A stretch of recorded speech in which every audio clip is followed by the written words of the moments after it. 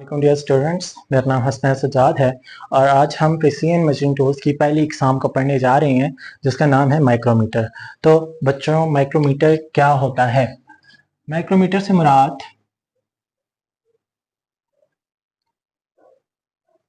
Micrometer एक ऐसा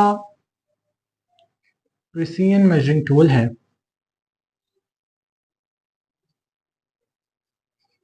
precision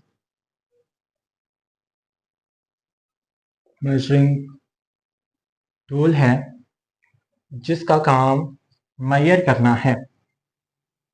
used to measure small distance. किसको? छोटे डिस्टेंस को मेजर करना। ठीक है। उसके बाद हम ये भी लिख सकते हैं या फिर थिकनेस को मेजर करना। थिकनेस को मेजर करना कैसे? बिटवीन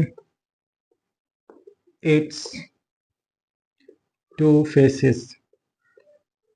अपने दो जबड़ों के दरमियान। अब ये फेसेस कौन से हैं?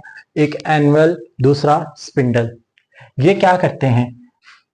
फर्स्ट सपोज ये क्या है? एनुअल। और दूसरा स्पिंडल। ये क्या है? स्पिंडल। ये अपने दरमियान किसी भी थिकनेस वाली चीज को ले लेंगे। कोई ऑब्जेक्ट या वायर्स भी हो सकती हैं। अब उसका डायामीटर मालूम करेंगे। याद रखें कि वो इंस्ट्रूमेंट जिनकी डायमेंशन हम वर्नियर कैलिपर से नहीं ले सकते, तो हम क्या करते हैं? माइक्रोमीटर का इस्तेमाल करते हैं बहुत छोटी डायमेंशंस के लिए।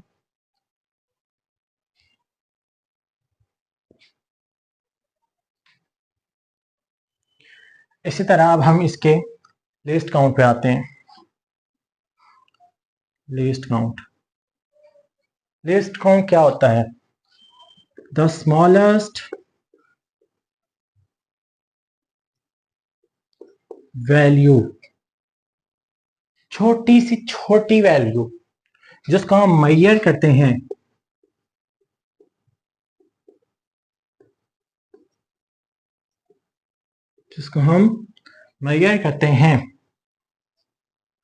Bye micrometer.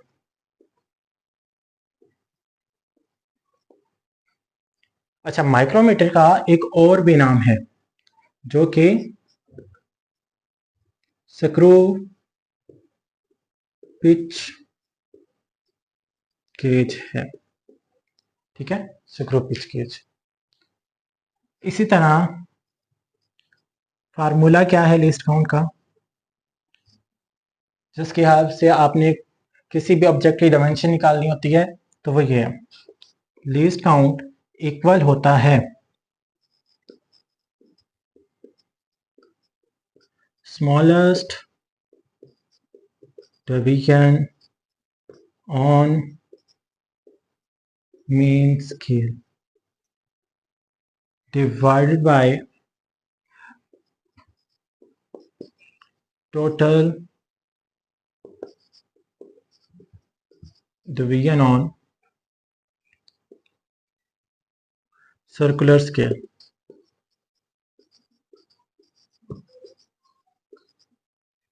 ठीक है। Smallest division on main scale से मुराद ये जो स्केल है जिसको हम स्लीव कहते हैं। ठीक है। यहां से पहले हम मेन रीडिंग मालूम करेंगे, उसके बाद सर्कुलर स्केल यानी कि थिम्बल की मदद से हम जो रीडिंग मालूम करेंगे उसको इधर शो करेंगे। ठीक है। और इसका लीस्ट काउंट जो होता है वो होता है 0.01 mm। ठीक है, 0.01 mm, जो कि आपके एमसीक्यूज में भी ज्यादातर पूछा जाता है। उसके बाद आते हैं इसके काम की तरफ, यानी कि वर्किंग प्रिंसिपल। वर्किंग प्रिंसिपल क्या होता है इसका, काम करने का तरीका क्या है, तो ये वर्क करता है ऑन द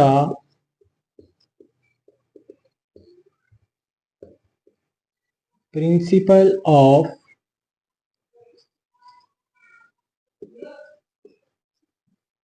कैलिब्रेटेड स्क्रू के ऊपर।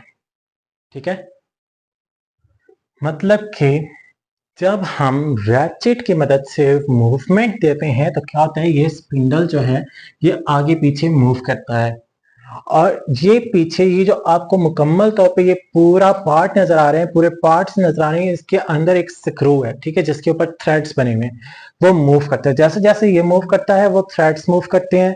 ठीक है, और फिर इसी तरह स्पिंडल जो है अपनी जगह पे जब हमने जहां पे फिक्स करना होता है, जिस एंगल पे फिक्स करना होता है, हम उस तरफ ले आते हैं। ठीक है, इसीलिए हम कहते हैं कि work on the principle of calibrated screw, के कैलिब्रेटेड स्क्रू के ऊपर काम करता है। उसके बाद हम इसके पार्ट्स को डिफाइन कर लेते हैं। ठीक है,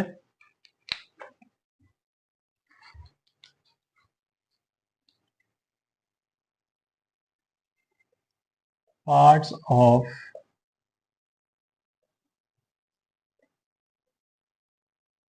माइक्रोमीटर। जो इसके मेन पार्ट्स हैं वो है anvil, spindle, frame, lock nut, sleeve, या फिर इसको हम बैरल भी कहते हैं। उसके बाद थिम्बल और रैचेट। सबसे पहला पार्ट आता है फ्रेम।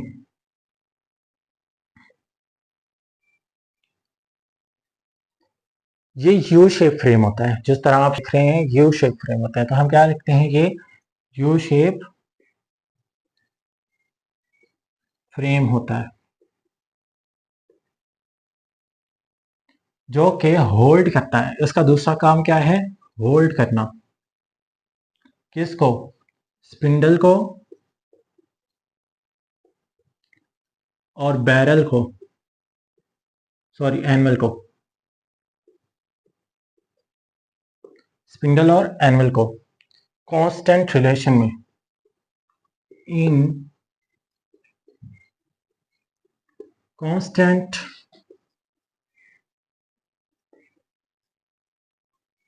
रिलेशन में।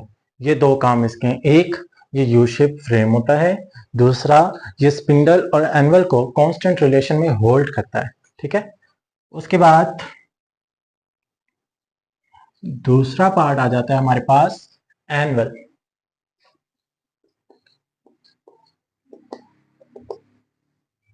ये एक शाइनी सिलेंड्रिकल कंपोनेंट होता है, शाइनी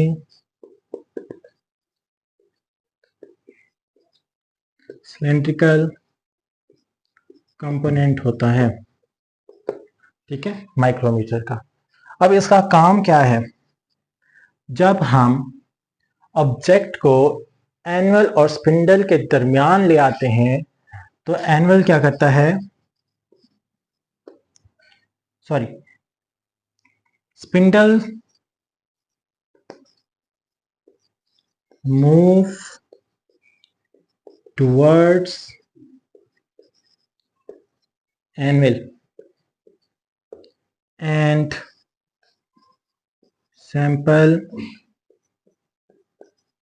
रेस्ट अगेंस्ट। मेरे कहने का मतलब कि स्पिंडल क्या है, मूव करता है। ये क्या है, स्पिंडल, ये एनुअल। एनुअल फिक्स होता है, ये क्या होता है, फिक्स्ड कंपोनेंट होता है, स्टेशनरी कंपोनेंट होता है, और ये जो है ये मूवेबल होता है। ठीक है, इसीलिए हम कहते हैं कि स्पिंडल जो है वो एनुअल के पास आता है, और जो इसमें ऑब्जेक्ट पड़ा हुआ होता है उसको रेस्ट में ले आता है, रेस्ट के पोजीशन में ले आता है। इसी तरह हम थर्ड पार्ट को एक्सप्लेन करते हैं, जो है स्पिंडल। तीसरा पार्ट क्या है, स्पिंडल। स्पिंडल क्या है, हमने कहा एक ऐसा शाइनी सिलेंड्रिकल कंपोनेंट, क्या शाइनी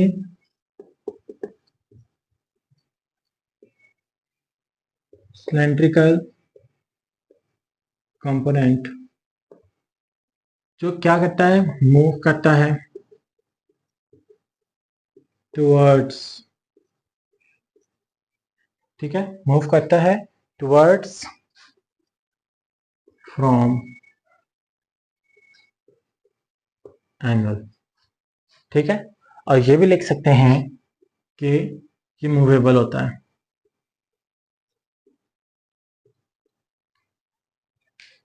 देन हम पढ़ते हैं स्लीव या फिर बैरल। ये एक सिलेंड्रिकल कंपोनेंट होता है, सिलेंड्रिकल या फिर राउंड सिलेंडर होता है जो कि मार्क किया जाता है। दूसरा पॉइंट क्या है इसका, ये मार्क्ड होता है वर्नियर मार्किंग से,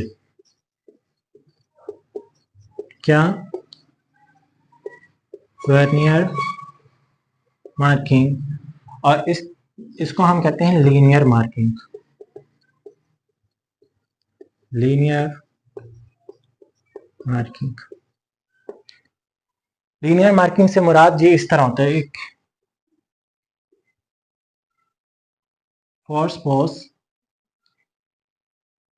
आप कह लें कि ये एक सिलेंडर है, ठीक है, यानी कि ये वाला पार्ट है, इस पे बिल्कुल सीध में मार्किंग होती है ऐसे,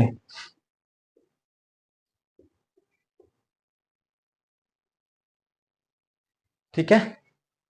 अब ये वाली जो लाइन है ये एक को शो करती है, और ये वाली जो लाइन है वो इस तरह हम कह सकते हैं, यानी कि 0.5 को शो करती है, 1, 1.5, 2, 2.5 और एज सो ऑन, ठीक है।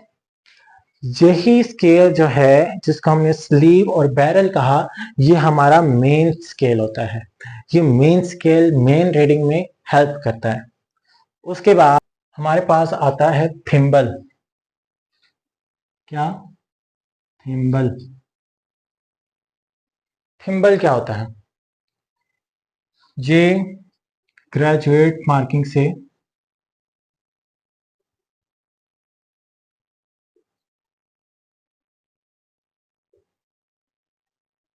ठीक है, थिम्बल जो है इसके ऊपर ग्रेजुएट मार्किंग होती है, और इसकी एक टर्न से जो है स्पिंडल मूव करता है आगे, ठीक है। क्या होता है, 1 टर्न्ड स्पिंडल मूव। एक टर्न से जब हम एक टर्न देते हैं उससे क्या होता है, स्पिंडल मूव करता है, और ये क्या होता है, हमारा सर्कुलर स्केल होता है, सर्कुलर स्केल होता है। उसके बाद हमारा लास्ट पार्ट आ जाता है, वो है रैचेट स्टॉप।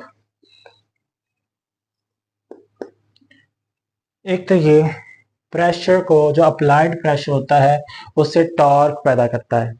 जब आप ऑब्जेक्ट को क्लैंप कर लेते हैं तो स्पिंडल को मूव करने के लिए हम कभी कभार इसका इसका ज़्यादा इस्तेमाल करते हैं, क्योंकि इसका इस्तेमाल क्या होता है कि ये जब ऑब्जेक्ट के करीब पहुंच जाता है, आप इस तरह कह लें कि जब स्पिंडल ऑब्जेक्ट के करीब पहुंच जाता है तो रैचेट जो है वो आवाज टिक टिक टिक टिक की आवाज देने लग जाता है, ठीक है। तो हम क्या कहते हैं कि ये एक कैलिब्रेटेड टॉर्क प्रोड्यूस करता है जब इसके ऊपर मैक्सिमम अप्लाइड प्रेशर होता है, जब इसके ऊपर मैक्सिमम प्रेशर अप्लाई होता है, यानी कि मैक्सिमम अप्लाइड प्रेशर प्रोड्यूस करता है कैलिब्रेटेड टॉर्क को।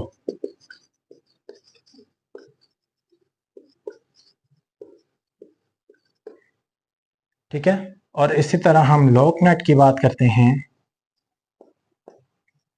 लॉक नट की बात करते हैं तो ये हमारा लॉक नट होता है, ठीक है। और ये तब इस्तेमाल होता है जब हम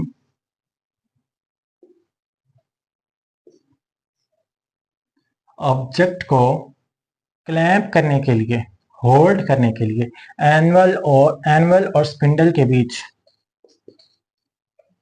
एनुअल और स्पिंडल के बीच जब ऑब्जेक्ट अपनी पोजीशन इख्तियार कर लेता है तो लॉक नट उसको एक ही जगह पे होल्ड करवाता है, ठीक है। यानी कि lock nut are used to hold the object in correct position between spindle and anvil. Thanks for watching. If you enjoyed this video, don't forget to subscribe and click the bell icon so you never miss our upcoming videos.